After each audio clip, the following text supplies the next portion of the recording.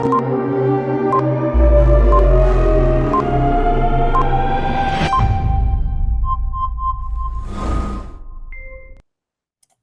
everyone. Welcome back to Season 5 of the SPIMA Council podcast. My name is Dylan. I'm a second-year Brock Sport Management student and one of the co-hosts for this year. Joining me today is Luke O'Brien. Welcome back to the podcast for the first time this season. And I will send it over to Luke to introduce our first guest. Yeah, so our guest today, Tom, he's a recent SPIMA grad and familiar voice on the Brock TV as a sports commentator. Upon his graduation, Tom began working for the Victoria Grizzlies Junior A Hockey Club in BC, and he's now the Director of Sales and Marketing and play-by-play commentator. We are excited to welcome Tom as the 8th guest of Season 5 on our SPIMA Council podcast. So welcome, Tom. Thanks, Luke. Thanks for having me, fellas. Just get right into the questions here. Just a little bit about your history in the industry as a sport professional. Can you just kind of explain your path after graduation from Brock and tell us more about your current role with the Grizzlies? Yeah. So it actually starts kind of in my fourth year at Brock. After our first semester in my fourth year, that moment kind of hit me, which I think happens to a lot of people, where it was, I got to get a job. Like I'm in trouble here. So I applied to, you name it, I've applied to it. In my fourth year of university, and crickets pretty much everywhere,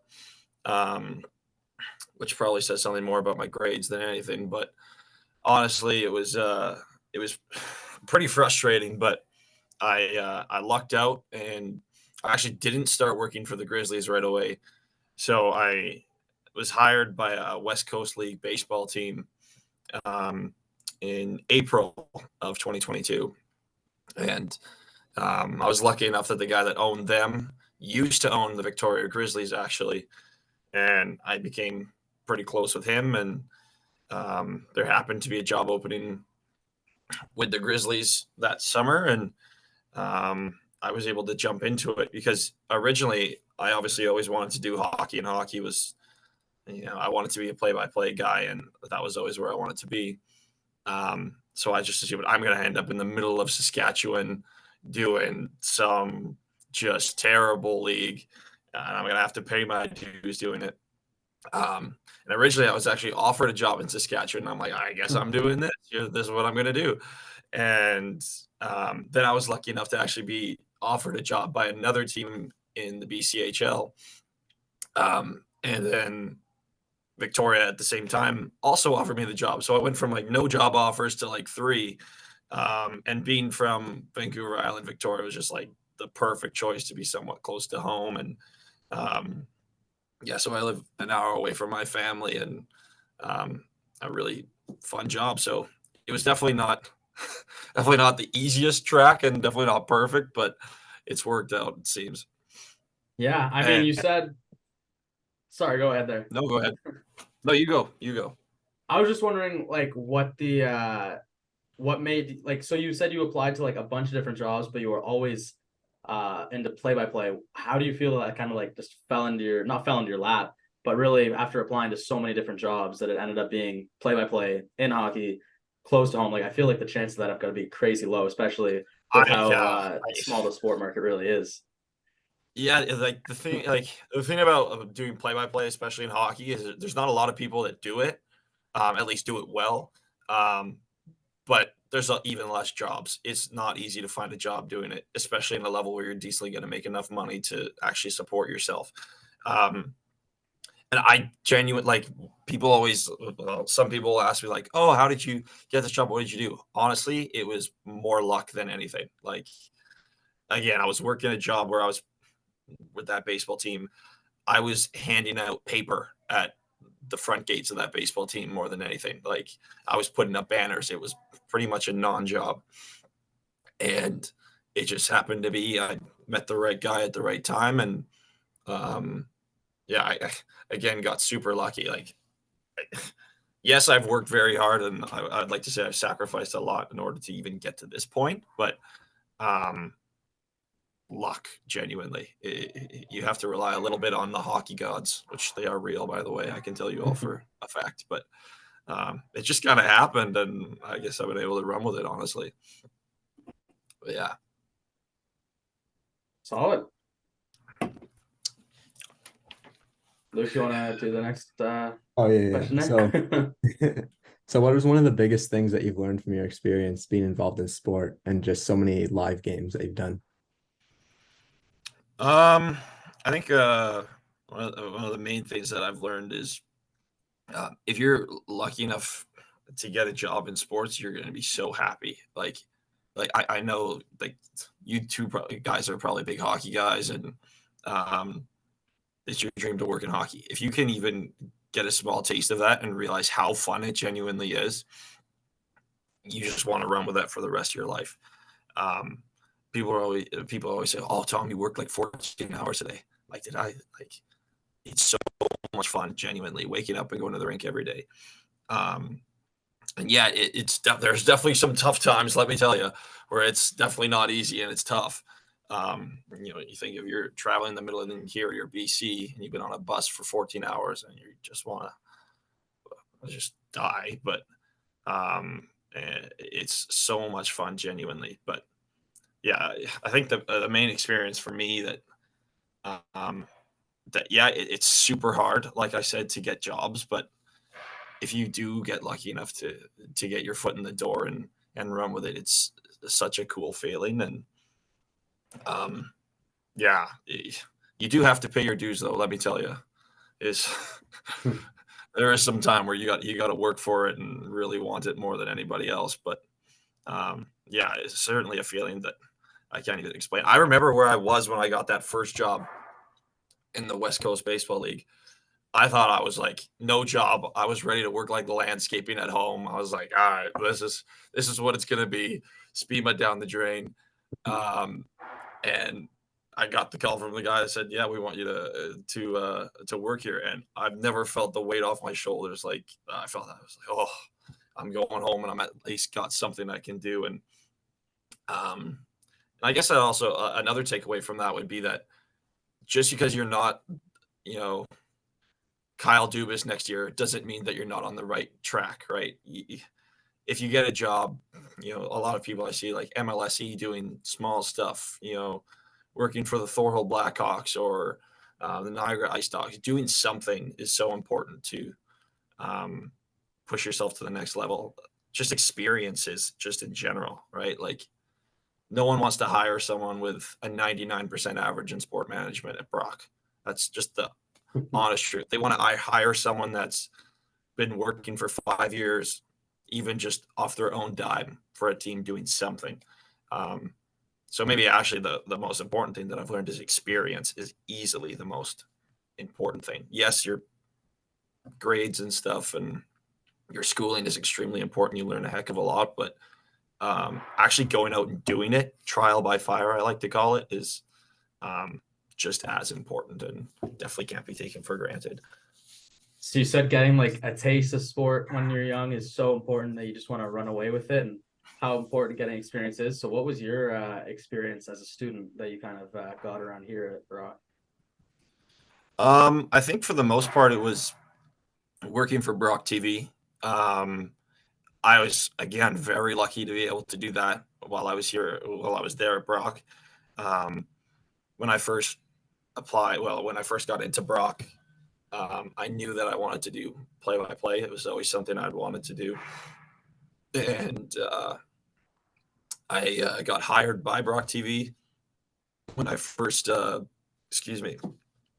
into Brock. And actually, funny story, the first game that I ever called was a Hoco lacrosse game, and I'd never watched lacrosse, never once. There's probably video of it somewhere, and it's just atrocious. But yeah, being able to do that and do that for 4 years, well, minus however much time we missed with COVID, because I was unfortunately there during COVID, but experiencing those games live and seeing, I was like, this is something I want to do 100%.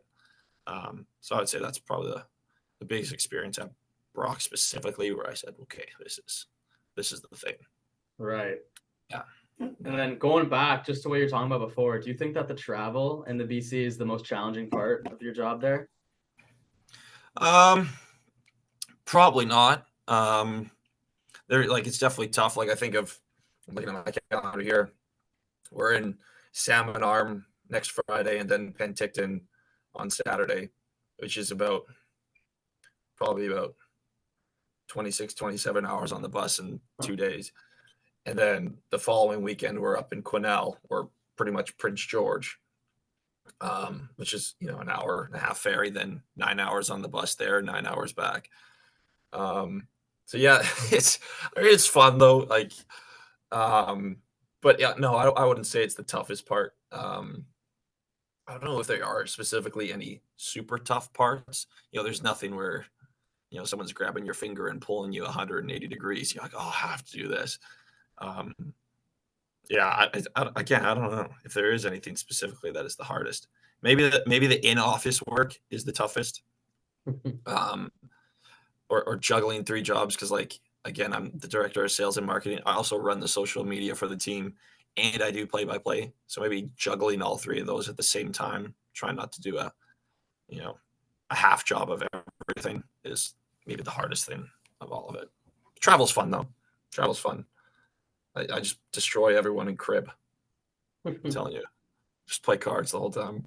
I'll make sure to learn my cards games before I get a big sports shop there with a bunch of teenage guys driving around the West Coast. It's not even the teenage guys that play the cards, actually. It's usually the coaching staff, and it's usually me, the equipment manager, the trainer, and the video coach. It's always the support guys that are the most fun, let me tell you. It is. The equipment guy's the best. Yeah, those guys are fun. Awesome. Yeah. Okay. I got one more question before I flip the tides, more of a sports side than an industry side. Luke, if you have something before me, go ahead. I feel like I'm just kind of, I don't know, I'm so interested in play-by-play and kind of that aspect of the sport world, the sport media side and everything. So I don't know if you can remember really anything, but from Brock, is there like a class or a prof that really sticks out that kind of helped you, that you look back on that helps you like in your day-to-day working as a commentator? I don't know if there was a specific class or prof. I think that just the entire general ideas that a lot of the profs together were putting into your brain, that sometimes we take for granted. Like, you guys have probably heard it a ton of times. Networking is so important. Networking. We're all like, oh yeah, whatever. Okay, yeah, okay. Whatever. But it actually is. Like, it's true.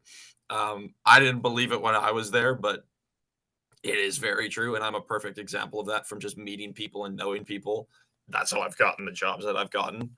So I think the general, just, there wasn't, I don't think, a specific professor or class for me, but the entire program as a whole, focusing on stuff like networking and being organized, and preparing yourself before actually doing stuff. It is very important. I do think that, again, like professors, I think I've said a lot of what I've said today is go out and get that job with the Ice Dogs doing their social media, get an internship with, I don't know, whoever, the St. Catharines Falcons, whoever they may be. Right. So I think that just the program in general, pushing those sorts of things that, you as a student may be like, oh, I don't really want to do that. But it actually really is, like, it's legit. It's really important to do that stuff. So kudos to them for, it is interesting how much people do know what they're talking about, isn't it? Actually, we're right. Yeah. Crazy. Someone that could have probably like a PhD and yeah, they're aware of what they're doing. Yeah, no, I think I was talking about it on broadcast the other day. I had one of the players' parents on, and we were just chatting during the first intermission as I throw my pen. We were just talking about just their relationship and stuff, and I made a joke about how I think one of the pains of growing up is realizing that your parents and adults were actually probably right. They were right most of the time, and you just darn. It's true though. I don't know. In my 11-year-old brain, I was always right, but we'll see. And I know my parents are gonna watch this and laugh at that too, so it's good. Okay, I'm gonna switch it a bit now to more of a fun side, not so much of the industry side. Even though obviously what you do is super fun. Yeah, no, go Um, crazy. yeah, but do you have a favorite memory as a Badger, whether it be academically, athletically, extracurricular, anything like that? Um, I think that maybe in my last year, the men's program, the men's hockey team played in the OUA finals, um, and that was a lot of fun. Excuse me, because it was at home when they did it. It was just the craziest turn of events where I thought my career as a Brock Badger was over. I was like, all right, because Brock was something like the 7th seed or something that year. So, and the playoffs were just a one off. And they won the first game at home in the playoffs. And I was like, okay, that was it for my career. Arrivederci, right? Thank you, everyone. And I should make that story. They were the 5th seed. Sorry, 4th seed. So they played the first game at Wow, home. they're just climbing this as I know. a couple of years ago. My memory. Oh, so they were the 4th seed, played the first game at home, and the first, second, and third team that year were just like all powerhouses. And then the number 1 seed lost, so we got another home game against the 8th seed. So I was like, oh, I'm doing another game here. Got to do that again. Arrivederci. Then Brock played against TMU and won at TMU to go to the finals. And I said, okay, that's cool. I guess they're going to the finals. That'll be awesome. And then UQTR won on the other side of the bracket. And if you look at the OUA rules and regulations, they can't hold an OUA championship final outside of Ontario. So it can't be at Quebec. So then the final had to be held at Brock. So I found out like 3 days before. And I said, holy smokes, I got to call another game here for the Brock men's team. And that was actually quite the experience because UQTR did not have a singular player with a just straight English name. It was just all Jean-Luc Pierre Larocque type guys. And I called my buddy who spoke French. I was like, man, you got to help me out here. I'm trying to say all these names and I'm hurting. That was a lot of fun. They did lose in the finals, but just the experience of seeing them play in the finals. And at that point, they were still playing at the Seymour Hannah. I think they play at the Canada Games Canada Park Games now. Park there now. Yeah, I never saw a game there, but I've heard it's pretty good. But they packed that place pretty good, and that was a lot of fun to call it, even though they lost. But still a really good game. And actually, sorry to throw another one in there. In my first year, Logan Thompson was the starting goaltender for the Grizzlies, for the Badgers. So watching him play, I remember I said, this guy is so good. Like, this goalie is just built different. And there you go. He went on to play in the Now he's NHL. Stanley Cup champion. Yeah, there you go. I remember when he played his first time. I was like, I know that guy. I've talked to that guy. I've interviewed that guy. Yeah, that was funny. That's But yeah, no, a awesome. couple of good experiences there. Yeah, I was at that game against UQTR in my second year. I think Oh, that were was you? one of my first hockey games ever at Brock. That was quite the atmosphere there. Obviously sucks. Yeah, it was good, wasn't it? Yeah, but it was Yeah. really cool to see. So kind of going off that previous question, whether it's Badgers, Grizzlies, do you have a favorite game that you've called that stands out to you? Oh, that's another good question. I think that OUA final is pretty high up there, but this past year, if you pay attention to the junior hockey landscape in Canada, you've probably heard of the Penticton Vs. Just a powerhouse of a junior hockey club. Obviously, we're not Junior A anymore with leaving Hockey Canada, but they, for year in, year out, just the number 1 ranked Junior A team in Canada. Last year, they went, I think, 51-2-1 last year. And just silly, right? They had Josh Nadeau, who got drafted in the first round. They had Idar Suniev, who I actually thought was more impressive because he was 6'4", 200, and could skate and could score. He was drafted in the second round. They had a couple of 4th, 5th round guys, and they came into our building, and I was amped up for the game. I was like, this is going to be awesome because they play out of the interior conference, so we only see those teams once a year. And we ended up beating them last year. Just one of the 3 teams to beat them, and it was pretty cool. It was in the shootouts too, so to have the game winner and see everyone come freaking out, it was like, yeah, it was awesome. Just to have that kind of a powerhouse team and just to beat them like that was quite crazy. We scored twice in the first 2 minutes of the game. I was like, we are so good. Then inevitably they scored 3 right after. I was like, You we're had to not know so something good. was coming with that team. Yeah, I was like, something's coming here. Something's coming. Yeah, we ended up tying it late on the power play, and won it in shootouts. So yeah, it was pretty cool. And the crazy part was, we're really good this year. I don't know if you guys have looked at the standings before, but we're 12-4, I think, right now. So we're quite good. Yeah, excuse me. But last year we were kind of middle of the pack. I think 26, 20, and 8 or something.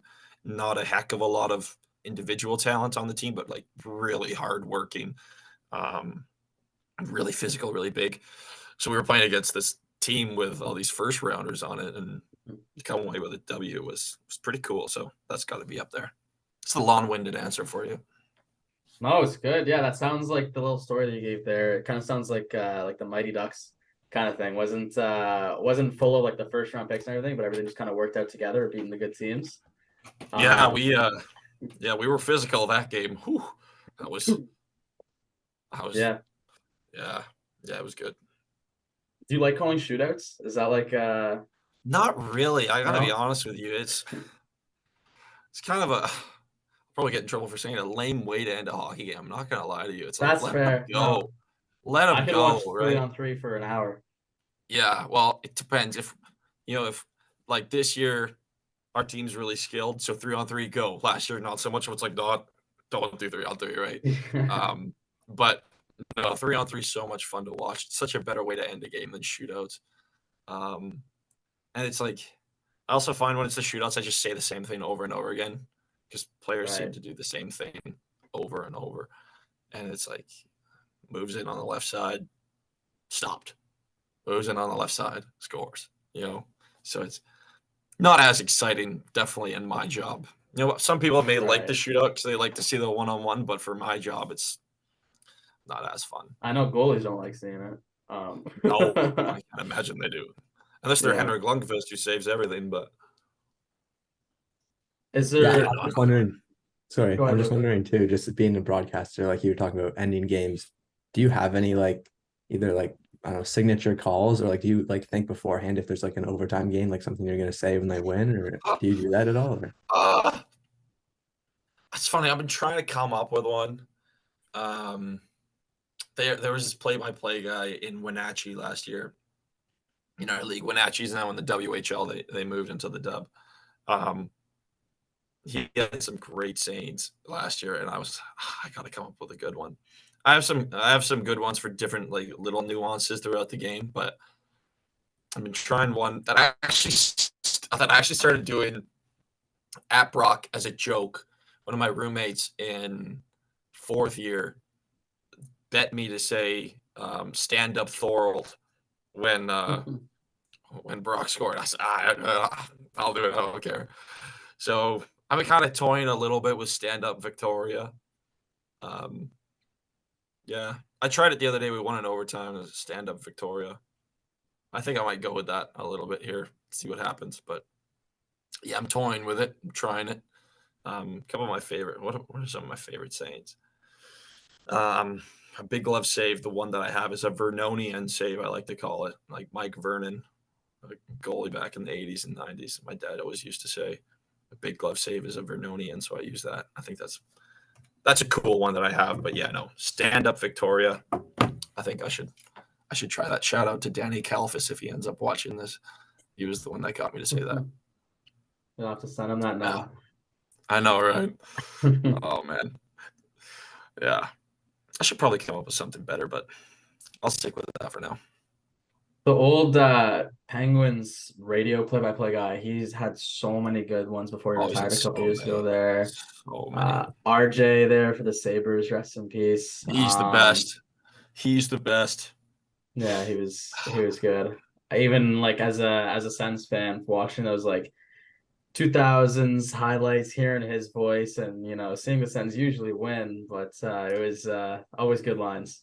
He is like, that is like the epitome of gold throat, Rick Jenner. Like, to have a voice like that and to be able to come up with the lines that he did is just so classic, right? Like, to have that kind of voice where it's like, cheddar ice, right? Like that I voice is was like just, spot on. I know.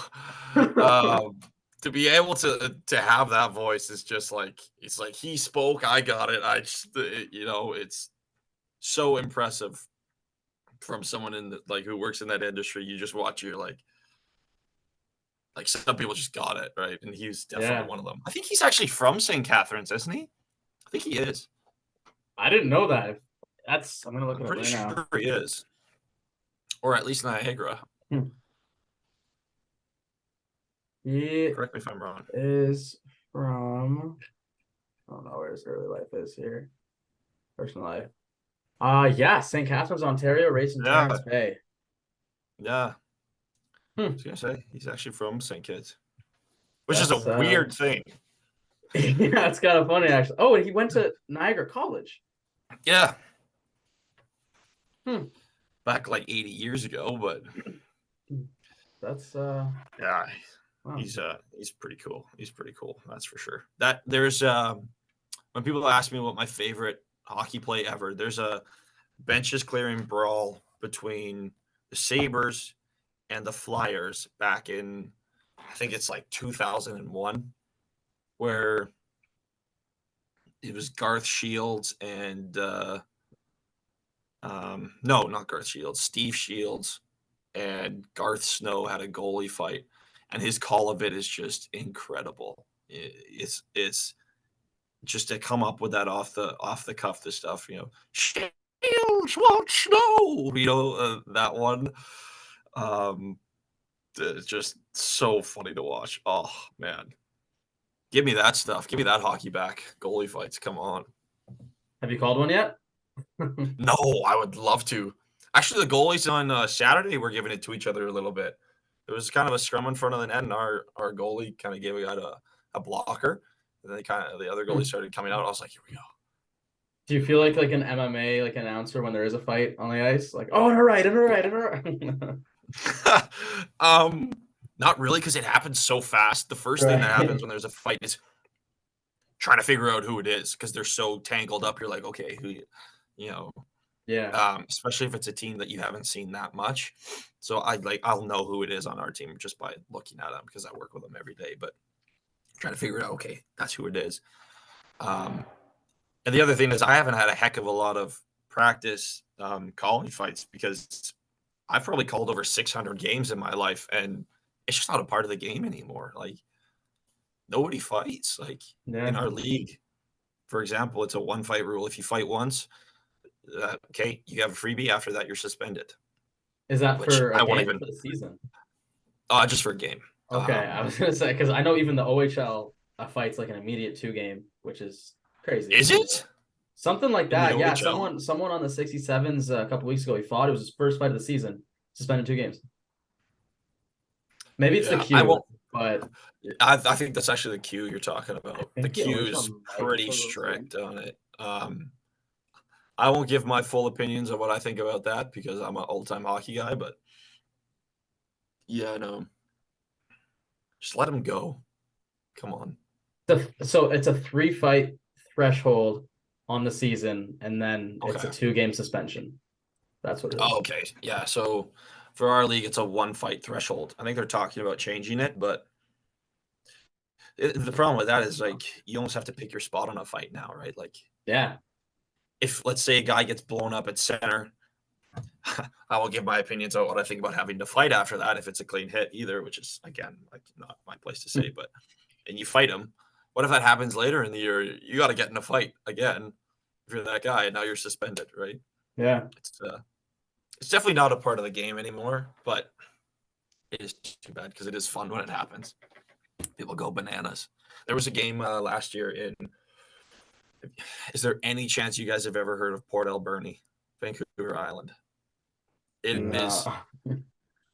It is middle of nowhere, logging town, and it's about 3 hours north of Victoria. You go about 2 hours north and then an hour inland. Again, middle of nowhere, and they sell out like every game. Every game. They have like a 2,000 person arena.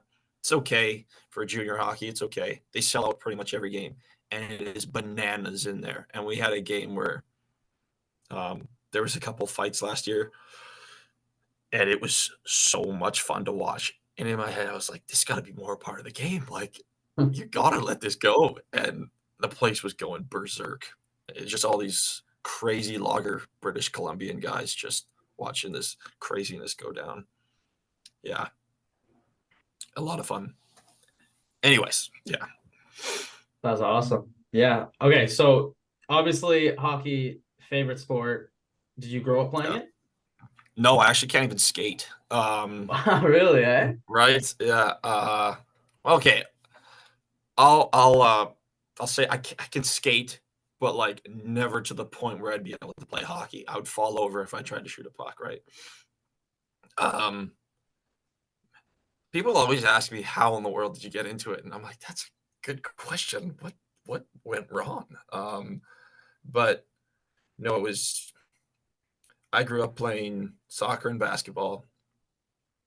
Um, but hockey was the sport that I always watched. It was probably my dad's bad influence. My dad was just, well, my dad's a big Canucks guy when they win. Then when they don't, he just doesn't watch, and he pretends he's not a fan. But yeah, I grew up watching pretty much every Canucks game.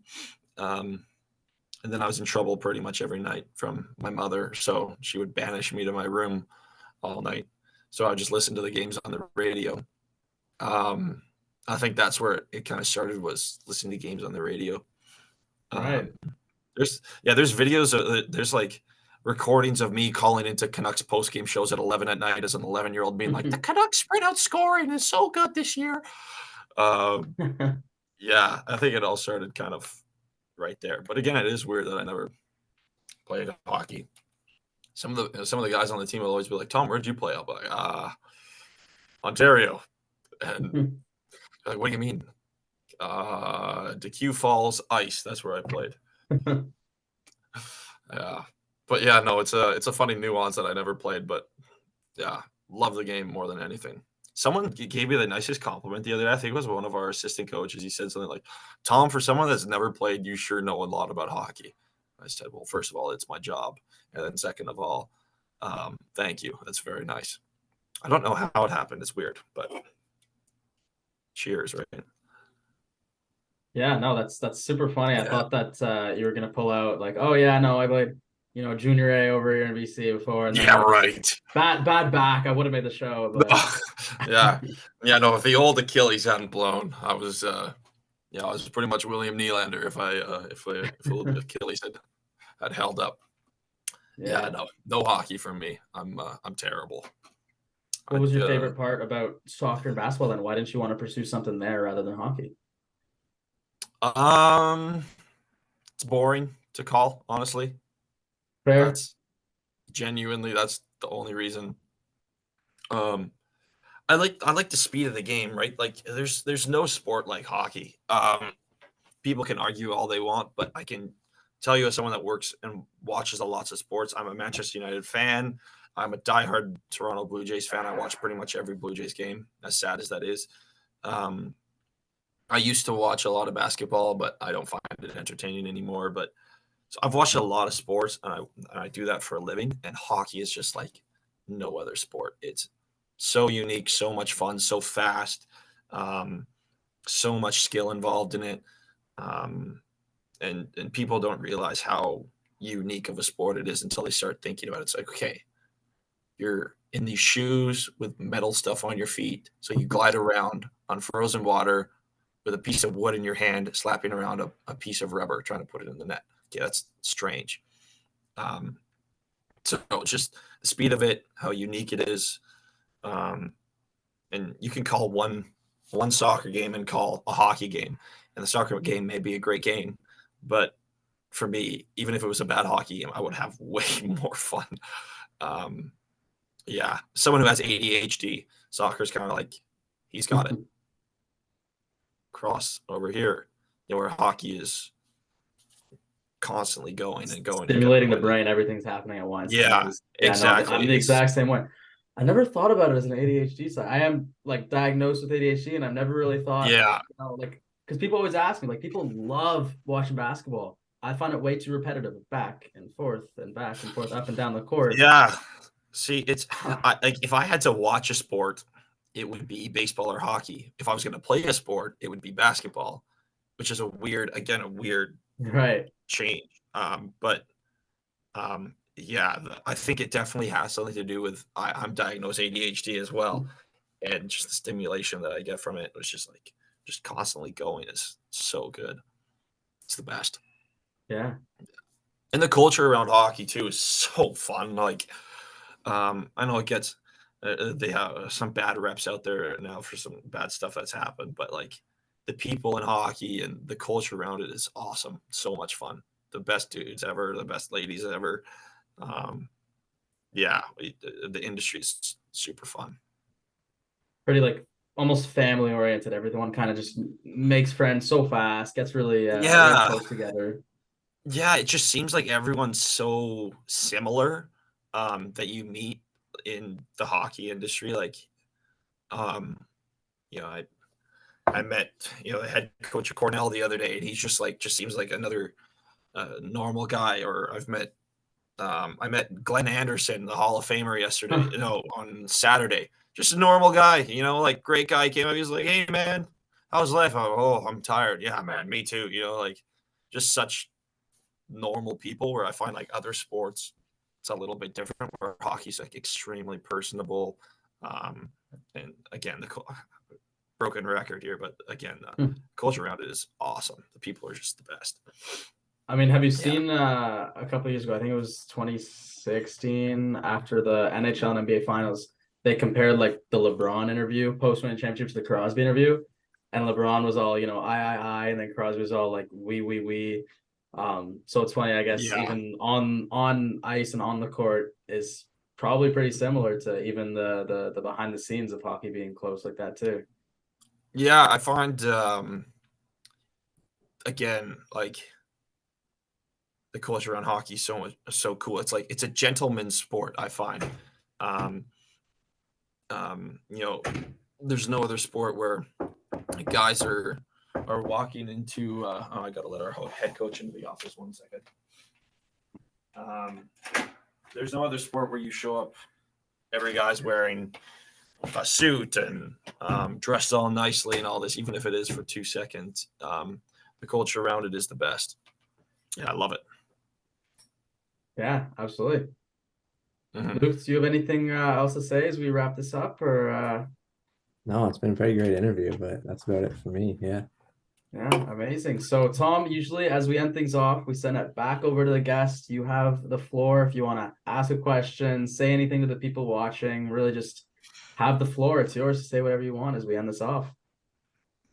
No, not really. Apart from, are you prepared for a Senators loss in the next couple of days to the Canucks?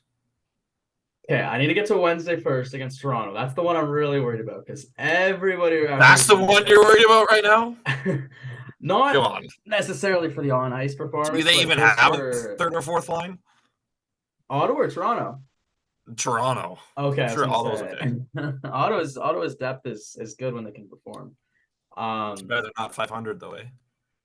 After 2 more games, they will be if they win both. Fair enough. I just couldn't help it. I had to can't throw with that all the one dig in there. chirping. All the Toronto people around here. I need a Sens win. I want to go. That is one thing I will say. Brock, for those watching, stop with the Leaf stuff. Just stop. It's just abysmal. Like, everyone's got to stop. It's so bad. I actually didn't mind the Leafs until I went to Brock. It's just too much. Like, everyone's got to stop. Like, I've never seen a more delusional fan base. Like, come Oh, on, guys. 100%. Come on. Like, oh, man. Again, I like them. I like the Leafs. I was like, this Canadian team. They're awesome. Got to Brock. We're going to win the Stanley Cup. I hate the Leafs. I just can't do it.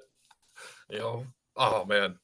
Yeah. I think I sent that text to my buddy the other day. I said, yeah, the Leafs aren't going to toe drag release their way to the Stanley Cup finals, let me tell you. And he didn't appreciate that much, but yeah, no. If floor's open to me, I just say, yeah, just hard work, so important. Take whatever chances that you get to put your foot in the door and just run with it as much as you can. It's, again, not easy, and there's times where you're going to be frustrated. I know I've been really frustrated in the past where I've said my career's, it's not going to happen, and I'm going to be living at home and cutting grass at 22 years old. I've been there before, and it never happened, thankfully. But working hard and meeting people, talking to people, and genuinely like putting your best foot forward. And I know it's cliche, but I'm sure you guys know Elliot Friedman. When I flew back to BC after finishing my 4th year at Brock, I flew home to take that job in baseball. And on my flight, Elliot Friedman was on it. He was in first class, of course. Okay, Elliot. And for some reason, he just happened to stop right outside of the plane and just texting on his phone. And I got to talk to him for like 15 minutes. And he said something super cliche to me, which is, look yourself in the mirror every morning and ask, am I really doing enough to like become the best that I can, or to be the most successful that I can, which is super cliche. It's like, okay, just that motivational stuff, but it is somewhat true in a real sense. If you really look at, am I doing everything that I can? What more could I do? How could I improve? Should I have taken that volunteer position? Should I have done a little bit more? Should I have worked a little bit harder on this assignment? I think if you do some self-reflection, and I know I'm definitely someone that could have done that self-reflection when I was at Brock. It's a couple too many nights spent at Cracker Jacks, but yeah, it's just really doing the best that you can, really, to put your best foot forward is the best course, I think, for everybody. As cliche as that sounds. Phenomenal. Well, thank you so much for coming on behalf of the SPEMA Council, and welcome back to talking to SPEMA guys again, obviously. Yeah, in a while. Yeah, so thank you so much, other than for the dislikes we're going to get for all the Leafs dissing. But we'll look past that. As I was saying, I was like, everyone listening is going to... Comments are flooded, yeah. Yeah, nothing different. Yeah, thanks for having me, fellas. Absolutely, and thank you to everyone for watching. Stay tuned. This will be Thursday in, I believe it's the first week of December. This is supposed to be scheduled to release, so I might have that wrong. But yeah, thank you everyone, and we will see you guys in the next one.